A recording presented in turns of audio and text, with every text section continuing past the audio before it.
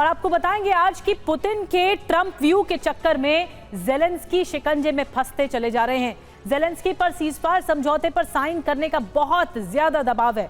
Donald Trump Washington से लगातार Zelensky पर दबाव डाल रहे हैं। ट्रंप ने आज बयान जारी करके कह दिया कि अगर ज़ेलेंस्की 28 सूत्रीय समझौते पर साइन नहीं करते हैं तो उन्हें अंजाम भुगतना होगा। ज़ेलेंस्की अकेले पड़े तो नेटो देश उनके साथ खड़े हो गए। जर्मनी के चांसलर फ्रेडरिक मर्च ने सीधे ट्रंप को फोन कर दिया और समझौते पर दबाव न बनाने की अपील तक कर दी।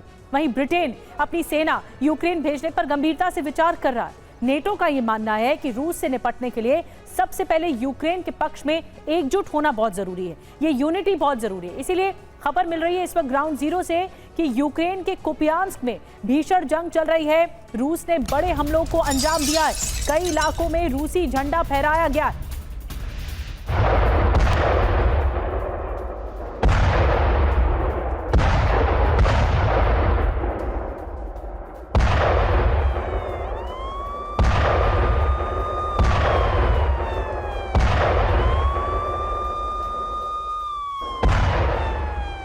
और एक और बड़ी खबर है जो आपको बता रहे हैं, साल के अंत में यूक्रेन को मिलेगी नई बैलिस्टिक मिसाइल भी। यूक्रेनी टैक्टिकल बैलिस्टिक मिसाइल का नाम FP7 बताया गया है। यूक्रेनी कंपनी तैयार कर रही है FP7 मिसाइल।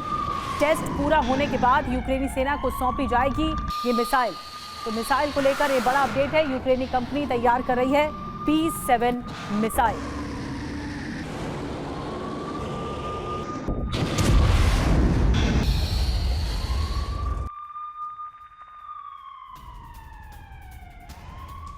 अब आपको बताते हैं ज़ेलेंस्की की बैलिस्टिक मिसाइल के बारे में। FP7 कितनी खास है। रेंज इसकी 200 किलोमीटर बताई जाती है। FP7 की स्पीड इसकी 1.5 किलोमीटर प्रति सेकंड है और पेलोड इसका 150 किलोग्राम तक है। सटीकता 14 मीटर तक बताई जाती है। टाइप सरफेस टू सरफेस बताया जाता है।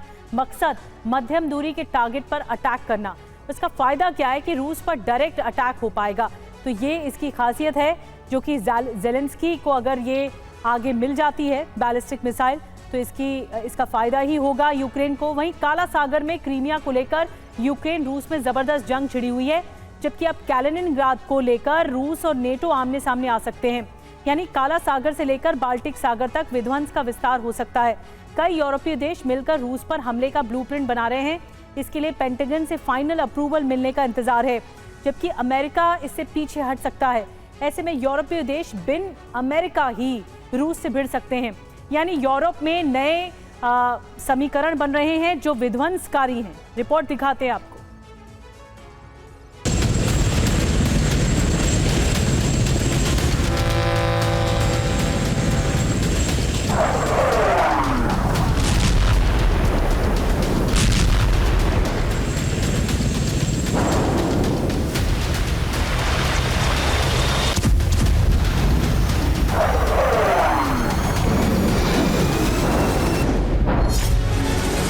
बाल्टिक सागर में तबाही का तूफान आने वाला है। रूस और नेटो सेना में विध्वंसक टकराव होने वाला है।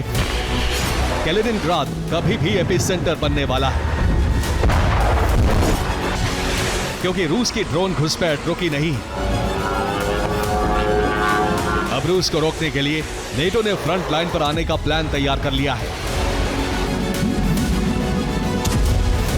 यानी नेटो निश्चय कर चुका है कि अब आर पार की जंग से ही रूस के मंसूबों को रौंदा जा सकता है। फ्रंट लाइन पर जो देश आ सकते हैं उनके नाम सुन लीजिए और उनकी तैयारी जान लीजिए। अमेरिका, जो नेटो की कमान संभालेगा। ब्रिटेन, जो रूस पर हमले का ब्लूप्रिंट तैयार करेगा। फ्रांस, जो यूरोप में सुरक्षा चक्रव्यूह तैयार करेगा। जर्मनी, जो जमीनी युद्ध का जिम्मा संभालेगा। और पोलैंड, जहां रूस पर हमले का कमांड सेंटर बनाया जाएगा।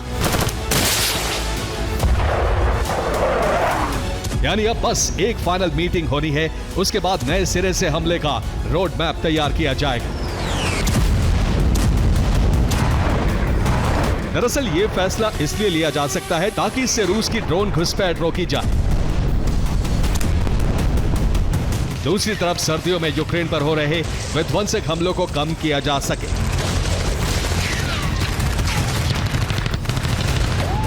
इसके अलावा यूक्रेन के साथ युद्ध में रूस फंसा रहे। यानी एक फ्रंट अगर यूक्रेन में बना है तो दूसरा फ्रंट बाल्टिक सागर में हो सकता है। खास तौर से कैलिनिनग्राद को टारगेट किया जा सकता है, जबकि तीसरा फ्रंट काला सागर में क्रीमिया हो सकता है। कैलिनिनग्राद से लेकर क्रीमिया तक बड़े हमले की तैयारी की जा रही है। काला सागर में ब्रिटेन कमान संभाल रहा है, जबकि बाल्टिक सागर में जर्मनी तैयारी कर रहा है।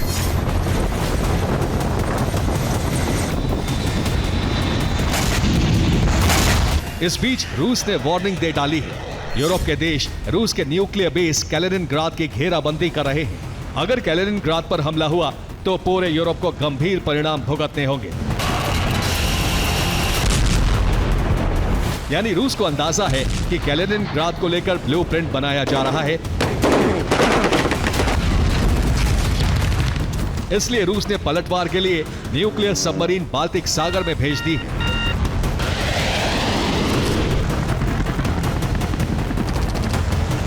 नेवल फ्लीट भी पहुंच रही है और बेलारूस में ऑरिस्टिक मिसाइल वॉर रेडी कर दी।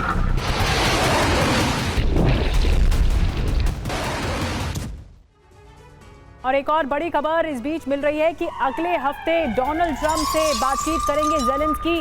फोन पर बातचीत होगी, फोन कॉल पर जेलेंस्की से बातचीत होगी और पीस प्लान पर ट्रंप से चर्चा करेंगे जेलेंस्की को ट्रंप का पीस प्लान मंजूर नहीं है। यूरोप के कई देश पीस प्लान से नाराज बताए जा रहे हैं। तो जेलेंस्की के साथ यूरोप ट्रंप को करेंगे कॉल। देखिए, अब देखना होगा कि अगले हफ्ते ट्रंप जेलेंस्की से बात करते हैं तो क्या बात होगी। पीस प्लान को लेकर अपना पक्ष रखा जाएगा। ट्रंप से पहले यूरोप के नेताओं से चर्चा होगी। यूके, फ्रांस, इटली और जर्मनी से बात करेंगे। यूरोप के नेता ट्रंप के पीस प्लान से नाराज हैं। ब्रसेल्स में ईयू के विदेश मंत्रियों की मीटिंग हुई। ब्रसेल्स मीटिंग में पीस प्लान की आलोचना। किस देश ने नाराजगी जताई आपको बताएं? Poland, Italy, France, Lithuania, Germany, इन सब ने नाराजगी जताई है। पीस प्लान को लेकर ये नाराजगी है और रूस और अमेरिका को जवाब देने की रणनीति बना रहे हैं जेलेंस्की। मैक्रो और फ्रेडरिक मर्च और कीर स्टार्मर से फोन पर बात की है। जेलेंस्की ने फ्रांस, जर्मनी और ब्रिटेन के समर्थन का दावा किया है।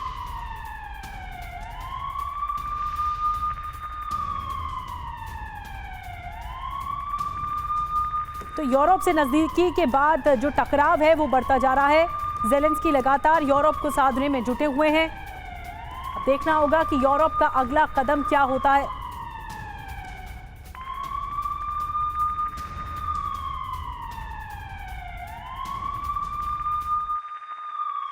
और ताइवान पर हमले की रणनीति तैयार कर रहा है चीन। आपको बता दें, अमेरिका के एक सरकारी विभाग ने रिपोर्ट पेश कर दी है। यूएस चीन आर्थिक सुरक्षा समीक्षा आयोग की रिपोर्ट है। ये रिपोर्ट के मुताबिक चीन हमले को उतावला है। ताइवान को अपने कब्जे में रखना चाहता है चीन।